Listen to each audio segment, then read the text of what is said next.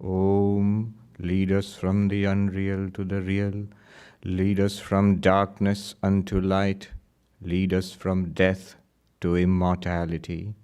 Om, peace, peace, peace.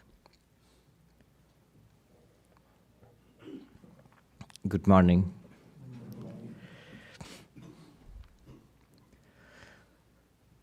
In our series of lectures on Swami Vivekananda's Jnana Yoga, this is the third in that series. Swami Vivekananda delivered a series of talks in London in 1896, which became the bulk of the book Jnana Yoga. Today, the text we are going to reflect upon is a talk called The Absolute and Manifestation. There's a phrase in English, going off on the deep end. Yeah. So I think it refers to in a swimming pool, if you go to the deepest part and jump into the deepest, instead of going from the shallow to the deeper.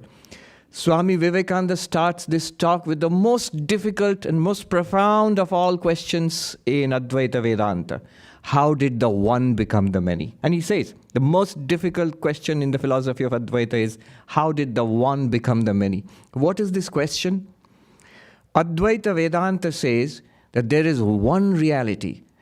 Though it appears to be a world of difference and multiplicity and plurality, behind all this plurality, underneath this differentiation, there is oneness, one existence, consciousness, bliss. So Brahman alone appearing as the many. That is the central teaching of Advaita Vedanta. But then that begs the question that how did this one become the many? Maybe there is Brahman, maybe there is existence, consciousness, bliss, we do not know. But what we do know is this world. Here, look, 100 people, more than 100 people here, outside 7 billion people, and all the animals and plants and all the quasars and quarks and trillions of entities in this universe. So how did this one Brahman become the many? How did the infinite become the finite? How did Brahman, the ultimate reality, become Jiva Jagat Ishvara? To put it in Vedantic terms, Jiva means us, Jagat means this universe, and Ishvara means God. So the triangle of God, sentient beings, and the world, which religions, different theistic religions talk about. How did that one absolute become the universe? So he starts with this grand question, the most difficult of questions. And the answer, of course, we know, Maya. So he says, Swami Vivekananda actually drew up diagram there. It's one of the rare times I imagine or picture him in that little house in London. They're going up to maybe a blackboard with a chalk. Or I don't know if he had a chart or paper. I don't know how he did it. But in the book, you see a diagram. He says, look at this drawing. He actually says that. So that means there must have been actually a drawing in the talk. And the drawing is, it just says A, B, C. So A on the top, it's written the absolute. And B at the bottom is written the universe. So the universe here, the absolute. In between is C. And he says, in C, it says time, space, causation. Time, space, causation. So the absolute, passing through time, space, causation, appears as the universe. And by the way, he goes on, says, by universe we mean all of it. Not just the physical universe which science talks about, but also the mental universe, the universe of our thoughts and feelings and ideas. Even the religious universe. Religions talk about heavens and hells and other worlds. If all those are there, whatever they are, all of it together. The physical and mathematicians would talk about a mathematical realm, a platonic realm of numbers, mathematical truths. All of that, whatever exists, you put it all together, call it the universe. It is the absolute existence, consciousness, bliss. Through the prism, he calls it the glass, through the prism or the glass of time, space, and causation, appears as our universe, this universe. Time, space, and causation are together known as Maya, Desha, Kala, Nimitta. Causation is Karya Karana, cause and effect. Whatever is there and not here, in Hindi, yahan, wahan, here and there, that is Maya. It's in space. Whatever is then and not now, separated by time, a past, a present, and a future, that is Maya. Whatever is cause and effect, different, this is the cause of that, that is within Maya. So immediately you see science will also be within Maya because cause and effect, causality is within Maya. Swami Vivekananda elsewhere has said, the universe is the wreckage of the infinite on the shores of time, space, and causation. If you put this question in a different way, the question was, how has the infinite become the finite? If you put it in a different way, why? The infinite could have remained the infinite, saved us all this trouble on a Sunday morning of coming all the way to a Vedanta class to listen to abstract, dry talks about infinite and finite. It could have remained the infinite, could have remained an ocean of existence, consciousness, bliss, no problem at all. Why has it become this universe? I've earlier had occasion to refer to Somerset Maugham, who, on his visit to India, he met Ramana Maharshi.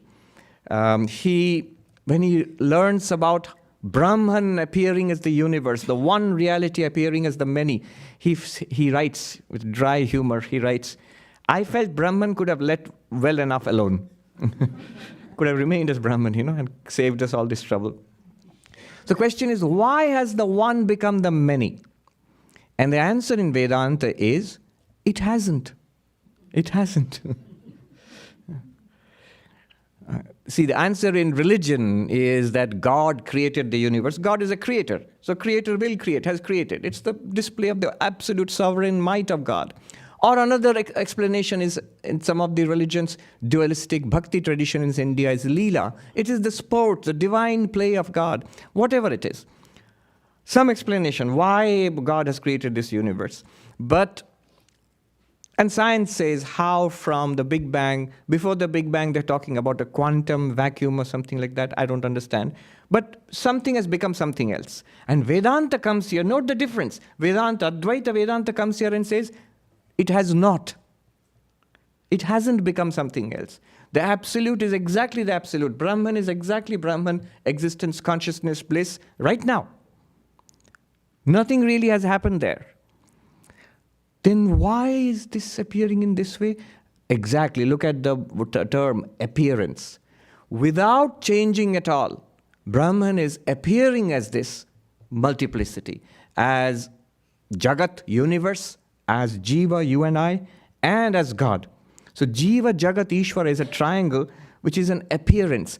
The rope has not become a snake. If you're asking why and how did the rope become a snake, the correct answer is it has not. The rope has not become a snake.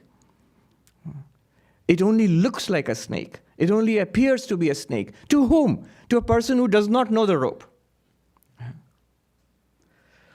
But the sky is not blue. Today it's gray, but the sky is not blue. It only appears to be blue because of an optical illusion, because of the laws of optics. And once you know that, it will still look blue to you. But you know it is not blue. It's because of the scattering of light in a particular way. So it's an appearance. That's another characteristic of Maya. It's not that Brahman has become the universe. It's not that the one has become the many. It's not the infinite has become finite. The infinite appears to be finite, is experienced as the finite. The one is experienced as the many. That is Maya. Nothing has happened. It looks like that. But one can persist, like a little schoolboy. Why? You can ask. You can ask, why? And the answer here in Vedanta, and Swami Vivekananda also says, this is a contradiction. The question itself is wrong. And he leaves it at that. Actually, in this talk, he does not leave it at that. He goes deeper into it. But at other places, he leaves it at that. Vedanta seems to say this question is wrong. But it seemed to me a cop-out, Why can't you ask this question? You can still ask, okay, the question is wrong, but why is the question wrong? I feel I can ask, why is Brahman, all right, Brahman has not become this universe, Brahman is appearing as this universe, but why? You say Maya, but why Maya? You say question is wrong. Why is the question wrong? You can ask, we really feel we can ask. And it took me some time to understand, several years in fact. Let us reflect on what are we asking when we ask why Maya? Now put these two questions together. Why Maya, and what did we see Maya is? Time, space and causation. So why Maya means why time, space and causation. Why time, space? Exactly. What are we expecting when we ask why? Think about it. What kind of answer are we expecting? What will satisfy us? When we ask why, anytime we ask why, what kind of answer will satisfy us? An explanation, is it not so? Why is the grass wet? What kind of answer will satisfy you? Don't say Maya. The grass is wet because it rained. Why did it rain? Because there were clouds. Why were there clouds? Because of evaporation of water. Because. For my why, I need a because. When I ask a question about why, I'm asking for a cause. Now, what are we asking here? When we ask why Maya, we are asking for a cause, an explanation of Maya. But then, imagine, what are you asking? You are asking for a cause of causation, because Maya is time, space, and causation.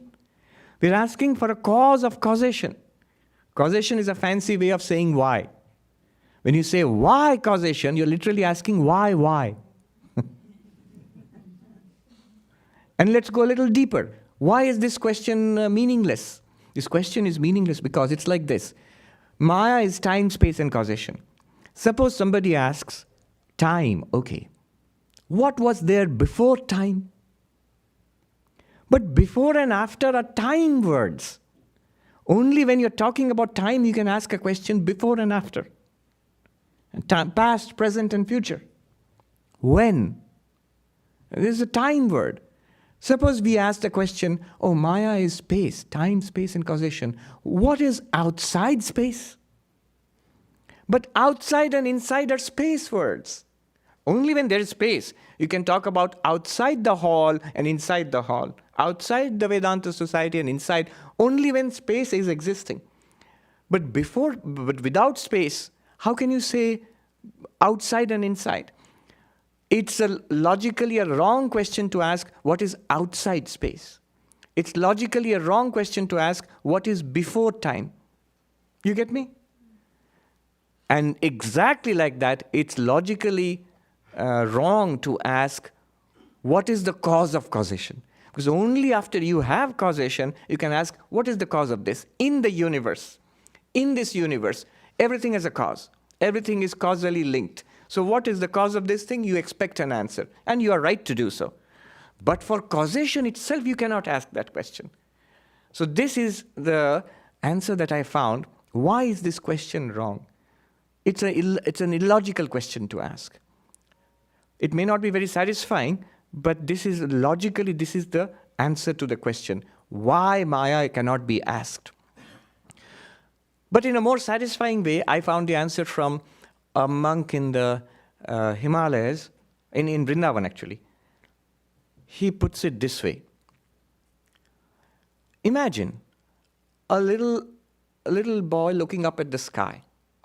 The nature of the eye is to see. But the nature of empty space is to remain unseen.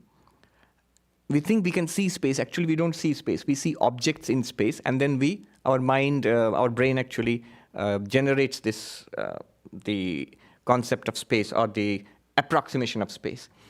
What we see are people. Imagine if nothing were there, no entity at all, no physical object at all.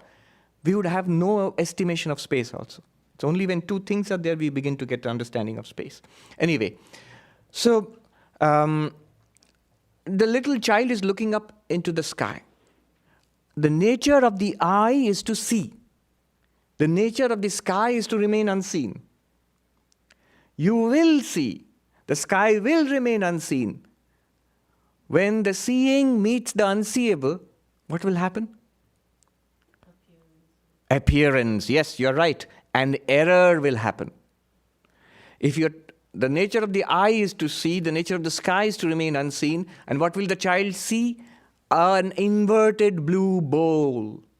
Like a surface, there is a sky covering. And children seem to think that there is some bowl is covering the earth, like a blue surface. If you look up there, it looks like there is something there. So, it's a mistake. Exactly like that. Imagine, Satchidananda, pure consciousness, Brahman is consciousness. The very nature of consciousness is to experience, is to illumine, is to reveal. But there is nothing else to reveal. Just imagine the absolute, existence, consciousness, bliss. Its very nature is to shine forth and reveal. But there is nothing else to reveal. There is only the absolute. It will reveal. There is no other to reveal because Brahman is the only thing that exists. Then what will happen? An error will happen. An error is a very mild way of putting it. What happens is, then that absolute experiences itself, which cannot be experienced as an object. It will experience itself. The pure being, infinite, unbroken expanse of being experiences itself as existing things. Broken, many things. The one experiences itself as the many. The pure consciousness experiences itself as many conscious experiences, seeing, hearing, smelling, tasting, touching, thinking, remembering, desiring, hating. Behind it all is one unbroken consciousness. The one ananda, unbroken bliss, the undivided bliss, experiences itself as a mixture of joy and sorrow, sukha dukkha. Basically, Brahman experiences itself as samsara. The unchanging experiences itself as the changing. The infinite experiences itself as the finite. This is as good as an explanation as I've found. Yeah. If you are not an object, then you, the pure consciousness, the only way you can experience yourself is projecting yourself as an object, but which is not really you. Yeah. So that is how Brahman experiences itself as this universe. Somebody said, but it need not experience. Suppose it does not experience, just remains as Brahman. That too is possible. Look at our daily experience. How do we see how do we experience the world? As waking, dreaming, and deep sleep. Notice, waking and dreaming is subject-object experience. In waking also subject-object right now. In dreaming also subject-object. But in deep sleep, blank. So Brahman also experiences itself as this created universe. And also at the end of the universe as the unmanifested, like the before creation. What in Vedanta we call it pralaya. At the end of creation, pralaya, as no manifested object at all. So both are there. From the unmanifest, the manifested universe comes and goes back to the unmanifest. So this is another way of thinking about the question, why Maya? And the other one, which I found a very beautiful little answer by one of our early Swamis, he said, actually, on this side of enlightenment, there is only the question and no answer. On that side of enlightenment, they have the answer, but no question. It's only we who ask this question, why? Very interesting. Those who are supposed to have the answer, they don't seem to ask the question at all. They seem to be perfectly satisfied. They've got something which they cannot express to us, but which seems to have solved their problem. But this brings us to the next interesting thing. Brahman itself cannot be objectified. Think about it.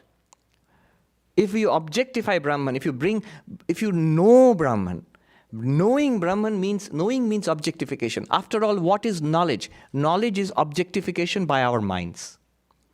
I see something, so it's an object to mind through the eyes. I hear something, it's an object to mind through the ears. I conceive of something, it's an object to the intellect. So objectification is essential to knowledge, and yet Brahman cannot be objectified. It is samsara which is an object. Brahman cannot be objectified. It is the pure subject. It is you yourself, the very essence of ourselves. Brahman cannot be known in the sense we think of knowledge. And Vivekananda says, I think he must have seen the expressions in the faces of people there in London in 1896. He says, but you must not go away with the feeling that it is unknown and unknowable. It is more than known. In the Keno Upanishad, when it talks about the Atman, the consciousness within, the ultimate reality, Brahman, immediately the question will come to the student, how can I know this? How can I realize this? And the teacher delivers a shocker. He says, the third mantra of the Upanishad, he says, na tatra vag gacchati, na tatra chakshur gacchati, na vag gacchati no manaha, na vidmo na vijanimo yathaitad anushishyad. It cannot be objectified because it's that ultimate reality, the absolute, is not an object to the eyes. You can't see it, or hear it, or smell it, or taste it, or touch it. All right, but I can at least describe it with words, right? Na vag gacchati, even speech does not express it. If you describe it with words, know that what you have described is limited and not correct, off the mark. Well, at least I can understand it with the mind. Na manaha, it's beyond the mind. It's not an object to the mind either. But you can teach us, right? That's why we are here. We took all the trouble. Na vidmo na vijanimo yathaitad anushishyad. We have no idea how to teach it to you. You say, I want my fees back. You should have told me this earlier. But wait a minute. You might not be able to teach us, but you are enlightened, right? You know it. You know it at least. We want at least, even if I cannot know it, even if I cannot be taught, at least there's somebody who knows, somebody who's enlightened. You know it, right? Na vidmaha, we do not know. You can imagine the horrified look in the student's face. And maybe getting ready to pack up and leave in disgust. And then the teacher says, wait a minute. There is a way. There is a way in which our ancient masters have taught us, and we have become enlightened in that way. Let me try that upon you. Experiment. A spiritual guinea pig. And let's see if it works. Let's see if it works. Do you become enlightened? Do you realize that absolute, that I am, that do you realize that? What is that way? Anya deva tadvidita datho avidita dadhi iti shushruma purvesham yenas tadvyacha chakshiri. I'm quoting from the Keno Upanishad, one of the most ancient Upanishads. What does it say? That which we are searching for, the absolute. It is other than everything that you know. Whatever we know, anybody knows, whatever we know, it's other than that. And so then, it's unknown. Okay, I know there are many things that I know and there are many things that I do not know. Go to the university and look at the syllabus. Okay, I know one subject and there are so many other subjects I do not know. This is the known and that's the unknown. One great scientist said, the more we expand out the horizons of our knowledge, the more we feel the vast sea of the unknown surrounding us. So what is there? Known and unknown. The entire universe is divided into known and unknown, different for each of us. So Brahman, the ultimate reality, is not within what we know. So it's unknown. Avidita dadhi, it is beyond the unknown.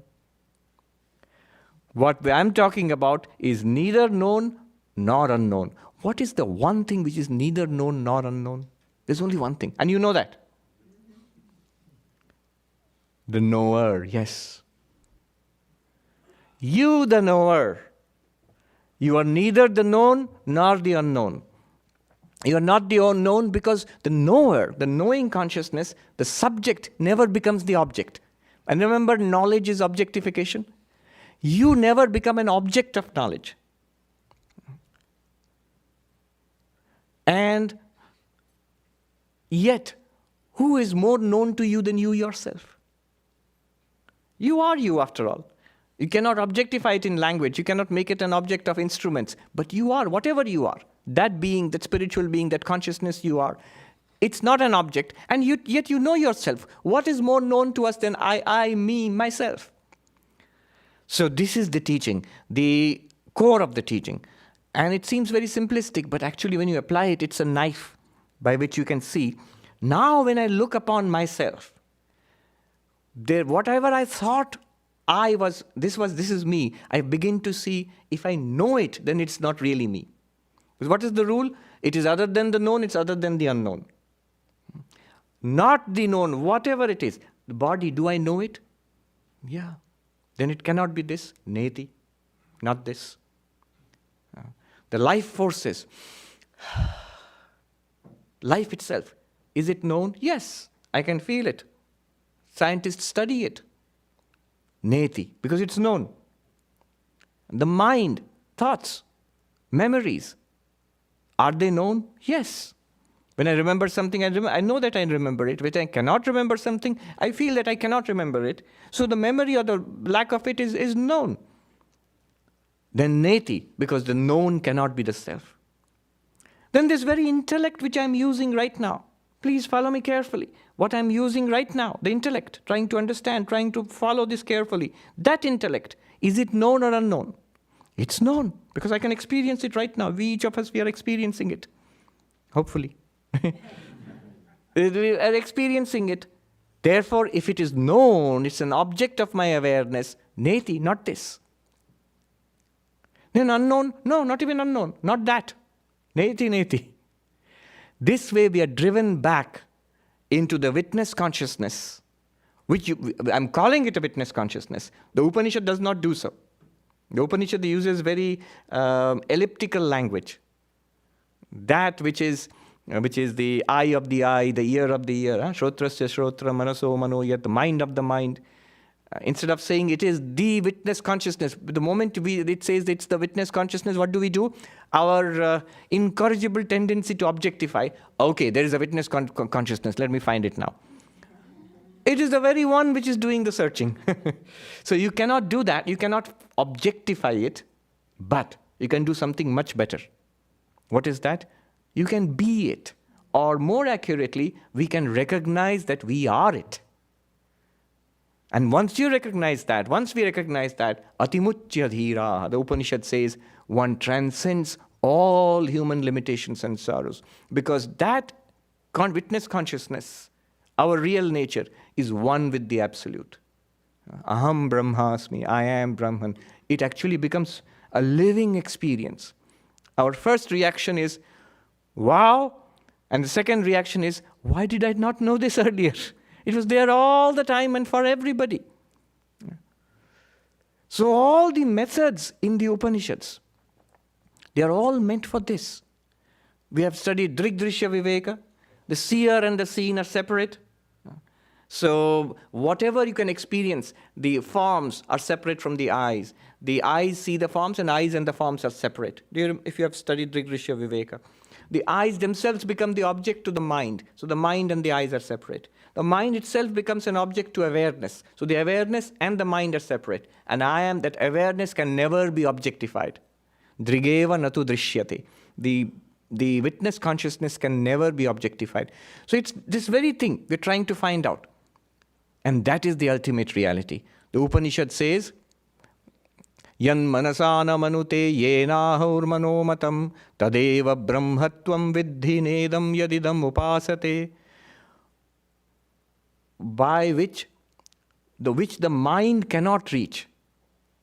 Which the mind cannot reach. That means the mind cannot objectify it.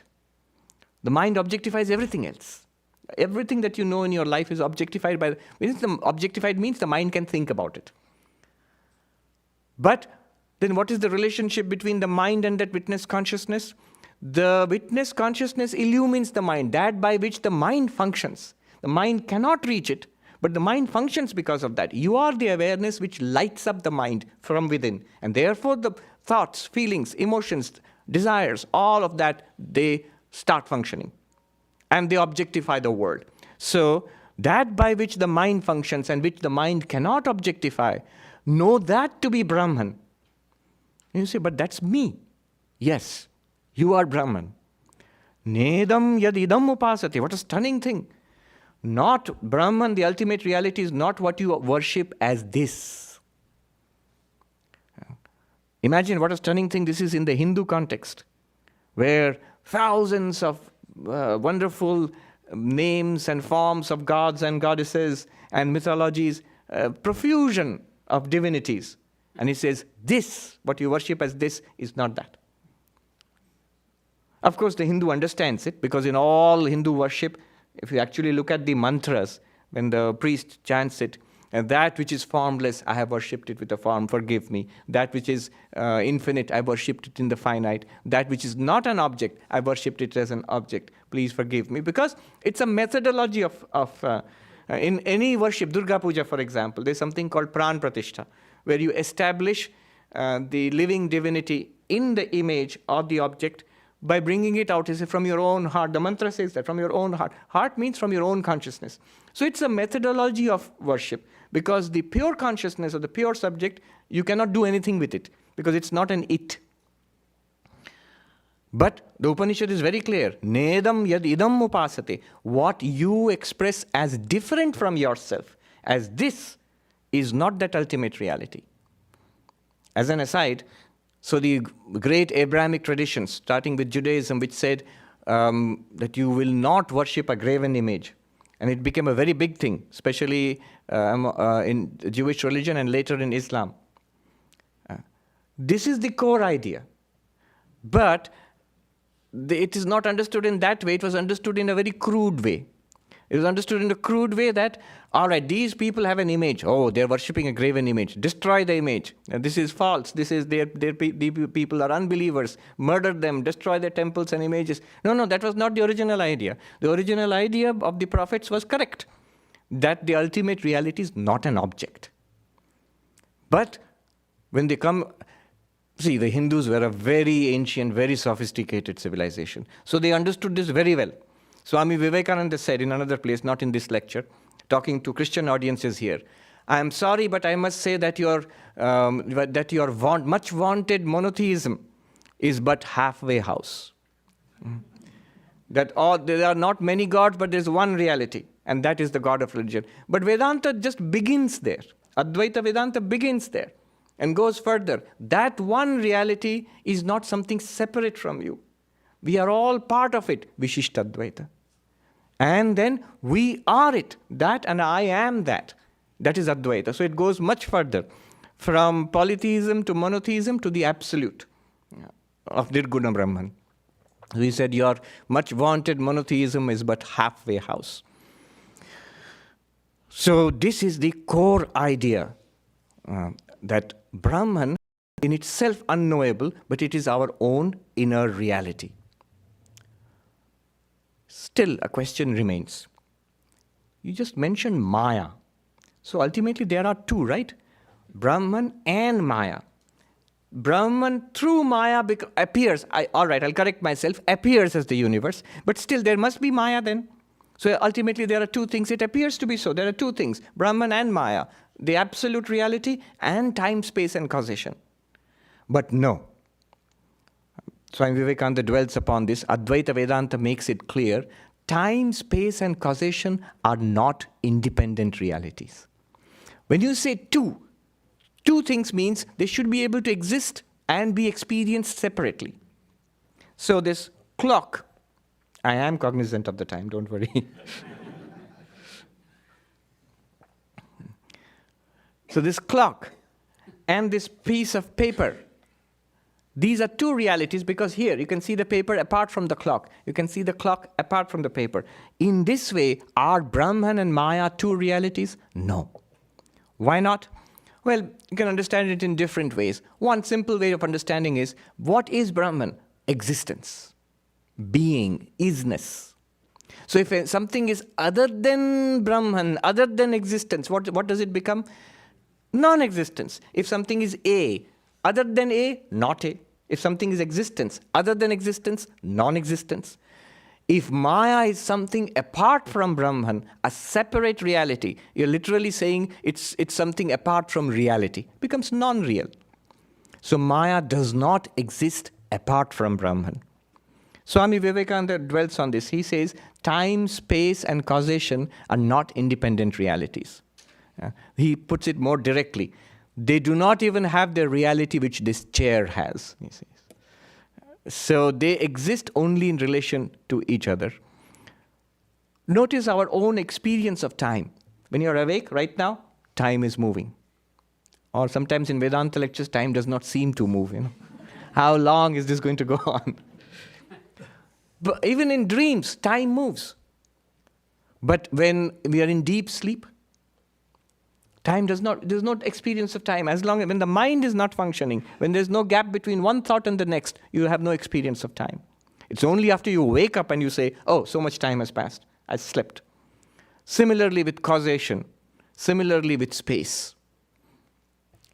When we dream, I'm out there walking in Central Park and suddenly I wake up and I'm sitting on the bed. So that entire Central Park, which I've experienced, I'm walking through that and there's space and trees and lakes. All of that space was where?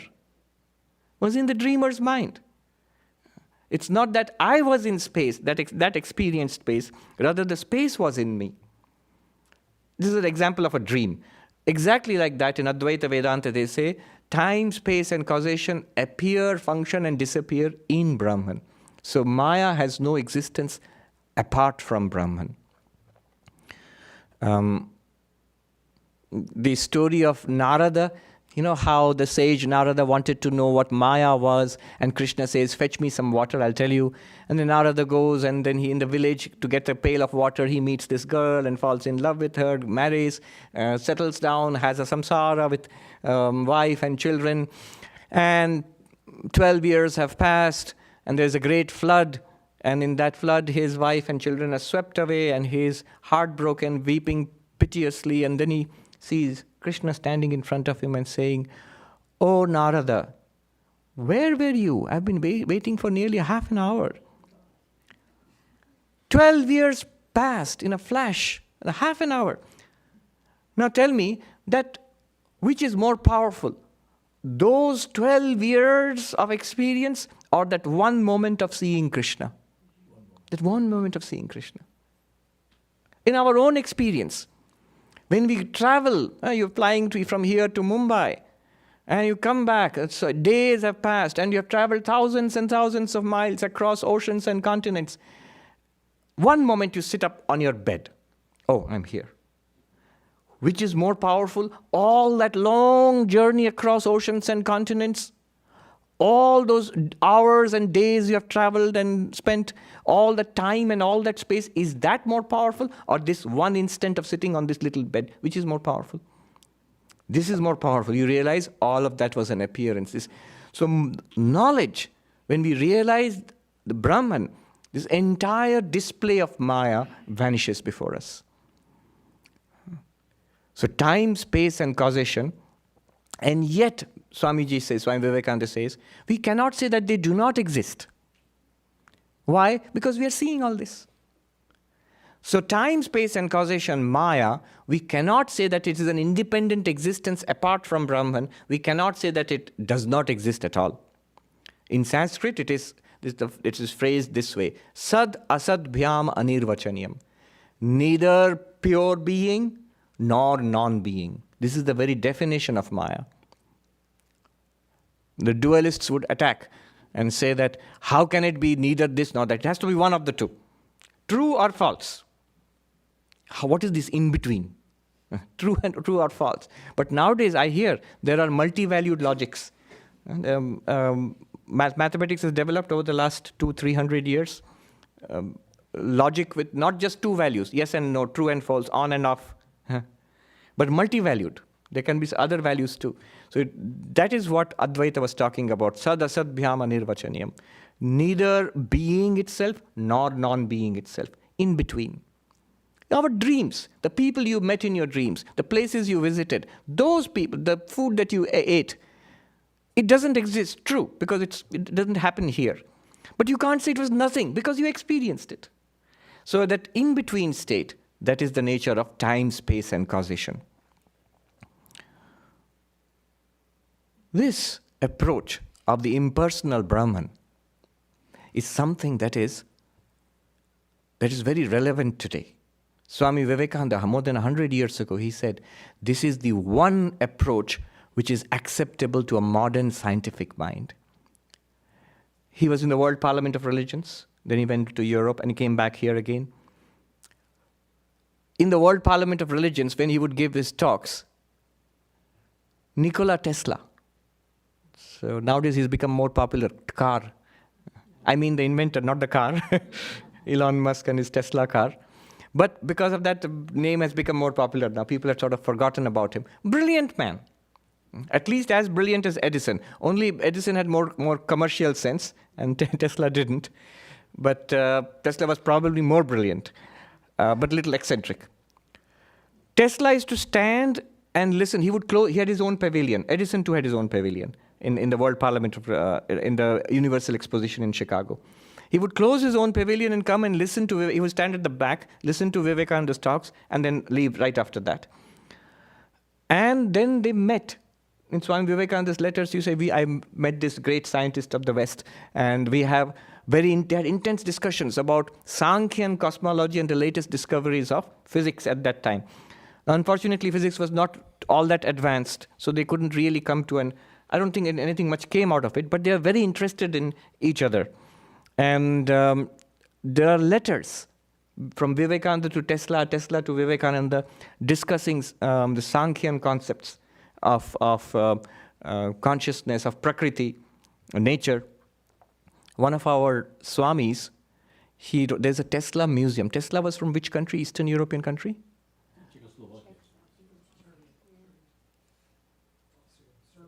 Serbia.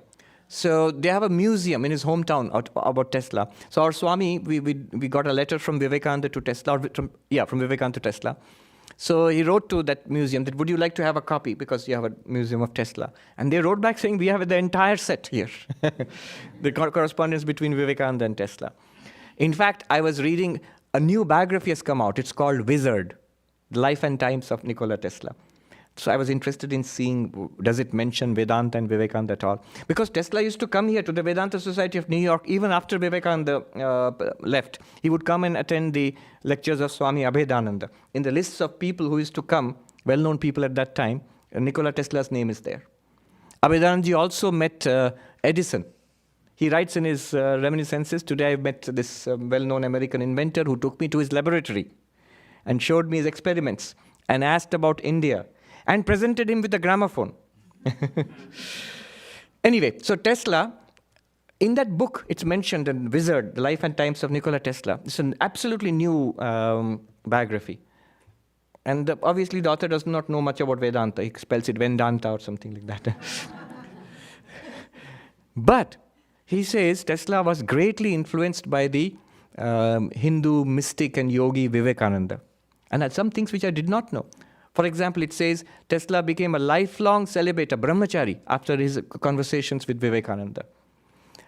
Many years afterwards, when he would write these scientific papers for scientific journals, editors would be exasperated because of his frequent use of akasha and prana. And this is the plight of the editor. How can you contradict Tesla, Nikola Tesla? And yet he says this cannot be published in scientific journals. But he would insist, no, this is the most advanced cosmology. Vivekananda says, in the modern age, these dualistic religions no longer hold ground. It is this idea of an impersonal, non-dual reality, an impersonal God, which holds appeal to modern scientific minds. In this age, he goes so far as to say, in this age, the only religion that can have any hold, that can have any acceptance, is Advaita, he says. By Advaita, he does not mean just Advaita Vedanta in Hinduism, but this non-dual, impersonal idea of a reality. I was just reading a letter written by Albert Einstein to one Gutkind. It was sold last year, in 2018, auctioned for $2.9 million, one letter. He wrote it here in Princeton. One of his colleagues had given him a book about the Jewish religion. He was Jewish, and he was not at all fond of conventional religion. So they thought maybe at least he will support the Jewish religion. He read the book, and the book was written by one Eric Gutkind, or Gutkind. And after reading that, he wrote this letter.